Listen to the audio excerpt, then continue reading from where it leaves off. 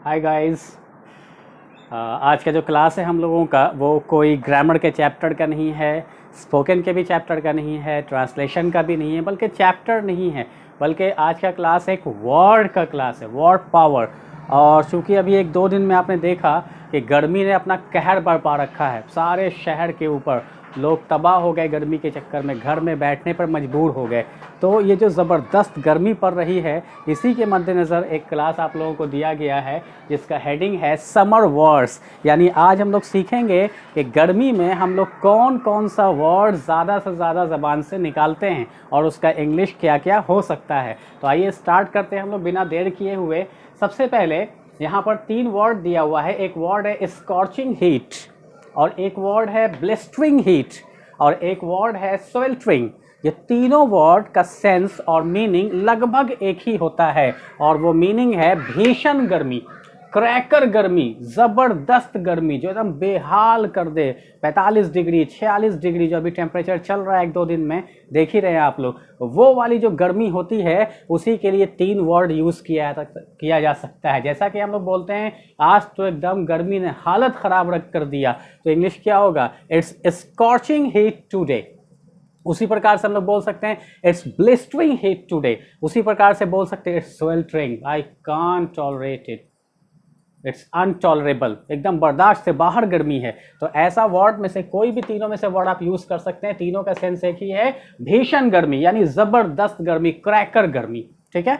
उसी प्रकार से गर्मी जब पड़ती है, बहुत ज़्यादा गर्मी पड़ गई, तो आपको सबसे ज़्यादा किस चीज़ को झेलना होता है? पसीने को। तो पसीने से लेके 2-3 वर्ड यहाँ पर दिया हुआ है। जैसे सबसे पहले पसीना का इंग्लिश क्या होगा? तो होगा स्वेट। स्वेट, स्वीट नहीं, स्वीट के माने मीठा होता है, इसका प्रोनाउंसिएशन होगा स्वेट। तो स्वेट के माने पसीना। उसी प्रकार से पसीना आना वर्ब के रूप में अगर हम कर दें तो इसका होता है sweating. I am sweating from top to bottom, मतलब ऊपर से लेकर नीचे तक पसीने से तड़बतड़ हुए हुए। तो यही सेंस हो जाता है स्वेटिंग का। उसी प्रकार से एक वर्ड है ब्रेक इनटू स्वेट, पसीने पसीने हो जाना। इसका 2 सेंस है, एक तो गर्मी की वजह से भी हो सकता है पसीने पसीने, और एक किसी प्रेशर की वजह कर, किसी चीज़ को लेकर नर्वस हो गए, इंटरव्यू में गए पसीने पसीने हो गए, ठंडे में भी, तो ठंडे में भी ऐसा होता है। तो नर्वसनेस की वजह से भी अगर पसीने पसीने हो जाएं तो उसका इंग्लिश होता है ब्रेक इनटू स्वेट। तो ये 3 वर्ड था जो पसीने से लेना देना था। अब आइए, जब पसीना आता है, गर्मी आती है तो पसीना आता है, पसीने के लिए वर्ड देख लिया हम लोग। अब जब पसीना आता है तो हम लोग क्या क्या झेलते हैं? ये झेलते हैं पसीने की बदबू। अक्सर होता है एक दूसरे के बगल में कोई सट कर बैठना नहीं चाहता, बहुत बदबू है, पसीने की बदबू। व्हाट इज कॉल्ड पसीने की बदबू इन इंग्लिश? तो आइए देखते हैं। पसीने की बदबू का इंग्लिश होता है बॉडी ऑडोर, बॉडी ऑडोर, इस तरह से। उसी प्रकार से जब बहुत ज़्यादा गर्मी पड़ती है, पसीना आता है, तो हम लोग को घमौड़ियाँ भी हो जाती है। तो घमौड़िया का इंग्लिश क्या होता है? Rashes. There is rashes in our body, पूरे बॉडी पर रैशेज ही रैशेज है। उसी प्रकार से सन बर्न, त्वचा जलना, जो स्किन जलना शुरू हो जाता है गर्मी में, हेवी तापमान, ह्यूमिडिटी और ज़बरदस्त गर्मी, टेम्परेचर हाई होता है, तो ऐसा होता है ना। तो ये तीनों वर्ड एक सेंस में यूज़ होता है। बॉडी ऑडर, पसीने की बदबू, पसीने की वजह कर, पसीने ही की वजह कर ज़्यादातर घमौड़िया भी होता है, और त्वचा जलना वो क्रैकर, धूप की वजह कर होता है। जब ये सब चीज़ हो जाती है तो हम लोग यूज़ क्या करते हैं? पाउडर। पाउडर में कैसा पाउडर? खुशबूदार पाउडर, जिसमें अच्छी खुशबू हो। अब पसीने की बदबू आ रही है, उसमें बदबू वाला पाउडर तो लगा नहीं सकते, खुशबू वाला पाउडर लगाएंगे। तो खुशबू वाले पाउडर के लिए वर्ड है टैल्कम पाउडर। समझ में आ रही बात? तो सबसे पहले गर्मी के लिए ये वर्ड, पसीना के लिए ये वर्ड, पसीने की बदबू, घमौड़ी, त्वचा जलना, पाउडर, उन सब के लिए ये वर्ड। तो अलग अलग तरह से आपको वर्ड दे दिया। अब आइए, जब बहुत ज़्यादा गर्मी होती है तो कुछ और चीज़ें होती हैं, जैसे लू। लू एक कॉमन चीज़ है, तेज़ हवा, गर्म गर्म हवा जो चलती है, लू मारते तो इंसान की मौत भी हो जाती है, कभी कभी ऐसा भी होता है। और नहीं हुई तो बेड पे पड़ जाते हैं, उसको वो कच्चा आम रगड़ रहे हैं और क्या क्या पिला रहे हैं, बहुत सारी चीज़ें होती है। तो लू का जो इंग्लिश होता है वो होता है हॉट विंड या सन स्ट्रोक। दोनों में से कोई भी वर्ड का आप प्रयोग कर सकते हैं, हॉट विंड या सन स्ट्रोक। उसी प्रकार से लू चलना, वर्ब अगर हम बोल दें कि लू चल रही है तो फिर हॉट विंड ब्लोइंग, जैसे बोलते हैं बाहर लू चल रही है, तो it's hot wind blowing outside, ऐसे करके हम कर सकते हैं। या hot wind is blowing outside, ऐसे भी कर सकते हैं। उसी प्रकार से लू लगना, लू चलेगी तो कुछ लोगों को लू लगेगी भी, तो लू लगना के लिए वर्ड होता है to catch heat stroke, heat stroke भी कर सकते हैं, सन स्ट्रोक भी कर सकते हैं, दोनों का सेंस वही होता है। यहाँ पर आप लू के लिए हॉट विंड, सन स्ट्रोक और हीट स्ट्रोक भी लिख सकते हैं। तो उस तरह से लू लगना के लिए टू कैच हीट स्ट्रोक, जैसे हम बोलते हैं मुझे लू लग गई तो आई काउट सन स्ट्रोक, उस कैच का सेकंड फॉर्म काउट हो जाएगा, वो तो टेंस के आधार पर आप बना ही सकते हैं। उसी प्रकार से लू भी कब होती है, जब तेज धूप होती है। तो धूप के लिए इंग्लिश क्या होता है, सनलाइट होता है। जब धूप होती है तो हम लोग किस चीज की तलाश में रहते हैं, छांव की तलाश में रहते हैं। तो छांव का इंग्लिश क्या होता है, शैडो।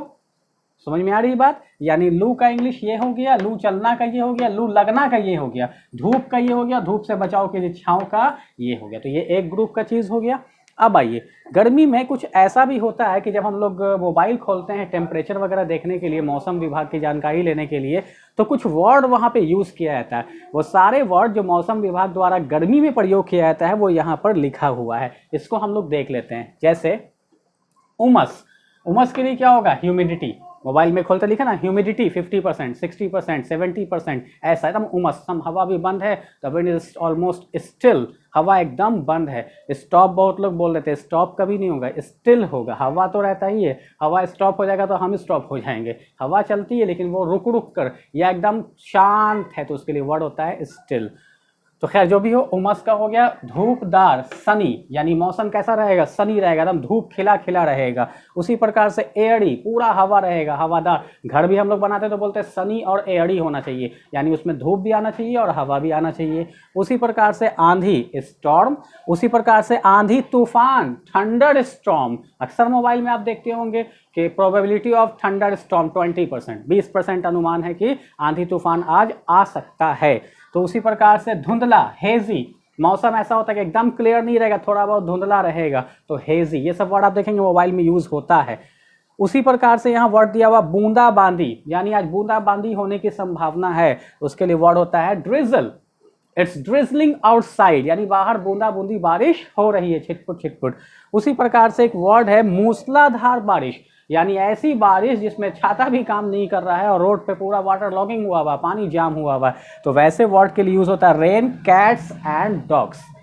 बहुत सारा वर्ड ऐसा होता है जो हम लोगों के जानवर, एनिमल के नेम पर बनता है, जैसे कैट्स एंड डॉग। अब कुछ लोग सोचेंगे रेन को कैट एंड डॉग से क्या लेना देना है, ये फ्रेज है रेन, कैट्स एंड डॉग्स के माने मूसलाधार बारिश। कभी भी कोई आपको अगर बोले जानवर के नाम पे कोई चीज बोले, जैसे बोल दे you are a top dog, अब आप क्या करेंगे, बोलेंगे एक तो हमको कुत्ता बोला, उस पर से बोला उच्च कोटि का कुत्ता, टॉप डॉग बोलता है, आप उसको पीटना स्टार्ट कर दीजिएगा, कितना गंदा गाली दिया। वो गंदा गाली नहीं है, वो बहुत खूबसूरत सा वर्ड है। टॉप डॉग के माने होता है खुशकिस्मत इंसान। तो आपको बोला गया you are a top dog, आपने समझा कुछ और, तो यही सेंस होता है। बहुत सारा वर्ड होता है जिसको हम लोग एनिमल के ऊपर बनाते हैं, उसको बोलते हैं इडियमिक वर्ड। खैर उस पर भी हम लोग कभी आएंगे, किसी एक वीडियो में देखेंगे। तो ये सब चीज़ आप लोगों ने देख लिया। मौसम विभाग का जो वर्ड होता है वो ये सब ज़्यादा यूज़ होता है। उसी प्रकार से जब गर्मी बहुत ज़्यादा पड़ती तो आप देखते हैं लाइट वाले का तांडव मचना शुरू हो जाता है, यानी लाइट जाना। लाइट जाना के लिए वर्ड होता है पावर कट। पावर गो वगैरह नहीं होगा, कट होगा। और हम लोग लाइट कट गई, लाइट इंग्लिश वर्ड जो है वो सिर्फ रोशनी के लिए यूज होता है। तो लाइट चली गई का मतलब रोशनी बंद हो गया, पंखा चल रहा है, एसी चल रहा है, सब बंद। इट मीन्स लाइट का नहीं यूज करेंगे हम लोग, पावर का यूज करेंगे। तो क्या हो जाएगा, पावर कट। उसी प्रकार से गर्मी में छत वाले पंखे की जरूरत पड़ती है, तो इसका इंग्लिश क्या होता है, सीलिंग फैन। बहुत लोग बोलते हैं सेलिंग फैन, सेलिंग फैन तो हो जाएगा बेचने वाला पंखा। सेलिंग वर्ड यूज नहीं करते, क्या यूज करते हैं, सीलिंग, तो सीलिंग फैन। उसी प्रकार से दीवार वाला पंखा तो वॉल फैन यूज कर सकते हैं, हाथ वाला पंखा तो हैंड फैन यूज कर सकते हैं, कोई भी वर्ड हो सकता है। अब आइए, गर्मी में सबसे ज्यादा खूबसूरत चीज जिसका सबको इंतजार होता है, गर्मी का किसी को इंतजार नहीं होता है, गर्मी में एक खूबसूरत चीज जिसका सबको इंतजार होता है वो होता है गर्मी की छुट्टी। होता है कि नहीं होता, ये गर्मी ही से रिलेटेड है। गर्मी ही में तो गर्मी की छुट्टी आती है, बच्चे को भी इंतजार, बड़े को भी इंतजार, बूढ़े को भी इंतजार, सबको इंतजार कि गर्मी की छुट्टी कब आएगी, क्योंकि लंबी छुट्टी होती है। गर्मी की छुट्टी आती है तो सबसे पहले याद कौन आता है, नानी, दादी, है ना, यही सब यूज आता है। तो देखिए यहाँ वर्ड दिया हुआ है, गर्मी की छुट्टी का इंग्लिश है समर वेकेशन, ये तो सब लोग जानते हैं। अब आइए, गर्मी की छुट्टी में आप कहाँ जाना पसंद करते हैं, ननिहाल, ददिहाल, ससुराल, मायका फेवरेट होता है लोगों का। तो ननिहाल यानी नानी घर, तो क्या हो जाएगा, maternal house. I will go in my maternal house in this summer vacation.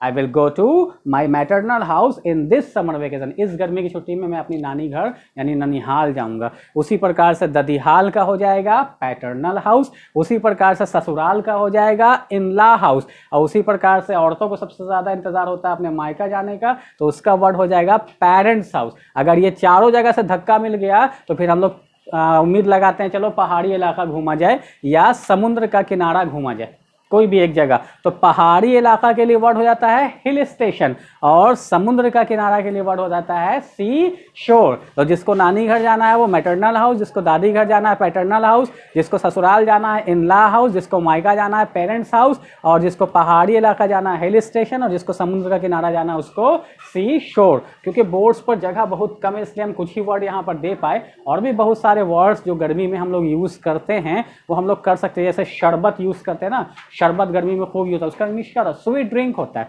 Sweet drink. इस तरह का प्रयोग हम लोग कर सकते हैं, जम करके कर सकते हैं, कोई दिक्कत नहीं। खाने पीने की बहुत सारी चीज़ें जो गर्मी में हम लोग ज़्यादा पसंद करते हैं, क्योंकि जगह कम था इसलिए इतने ही पे आप लोगों को फिलहाल आप लोग इतने ही वर्ड से काम चलाइए। इसको अभी के अभी याद कर लीजिए, मुश्किल से 10 से 15 मिनट लगेगा, मज़ा आ जाएगा। और सब पर एक एक सेंटेंस बना लीजिए, सब पर एक एक सेंटेंस बना लीजिएगा, अपने आप याद आ जाएगा। तो ध्यान दिया आप लोग, यहाँ गर्मी के बारे में लिखा कि ज़बरदस्त गर्मी, भीषण गर्मी, यहाँ पसीने के बारे में, यहाँ पसीने से होने वाले प्रॉब्लम और उसके सॉल्यूशन के बारे में, और यहाँ लू वगैरह के बारे में, धूप और छांव के बारे में, और यहाँ जो मौसम विभाग के द्वारा जानकारी दी जाती है उसके वर्ड के बारे में, और यहाँ लाइट वगैरह के बारे में, यहाँ आपका छुट्टी, गर्मी की छुट्टी, ननिहाल, ददीहाल, ससुराल, मायका, इन सब के बारे में जानकारी दिया। तो ये सब वर्ड आप लोग आज ही याद कर ले। और एक इन्फॉर्मेशन आप लोगों को देना था कि अभी थोड़ा सा कुछ बिजी शेड्यूल मेरे साथ आया हुआ है, बहुत ज़्यादा बिजी शेड्यूल है, तो इस वजह से क्लास में थोड़ा सा चेंजिंग ये हो रहा है कि अभी जो पर डे हम लोग क्लास ले रहे थे